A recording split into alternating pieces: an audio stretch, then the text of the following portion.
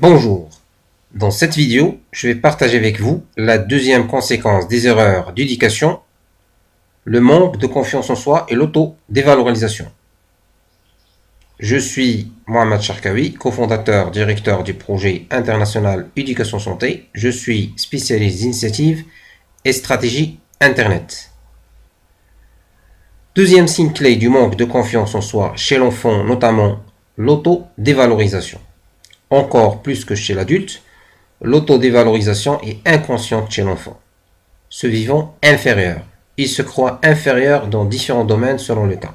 Physiquement, par exemple taille, apparence esthétique, poids, couleur de peau ou de cheveux. Socialement très souvent, culturellement et intellectuellement. Convaincu d'être réellement ainsi, il se comporte spontanément ainsi, ce qui a évidemment des conséquences trompeuses sur son comportement quotidien. En bref, il ne paraît pas bien malin, ni très dégourdi, quand il doit prendre des initiatives ou agir par lui-même. Logiquement, sa scolarité est médiocre. Il est le candidat idéal à l'échec scolaire. Trop souvent, ses parents, son entourage, ses enseignants, passent à côté de son sentiment d'infériorité qu'il ne diagnostique pas. Pour eux, son intelligence est limitée ou il est paresseux, ne travaille pas assez, manque de persévérance ou de motivation et ne fait rien pour réussir, alors qu'il ne peut pas faire ce qu'on lui demande, puisqu'il ne se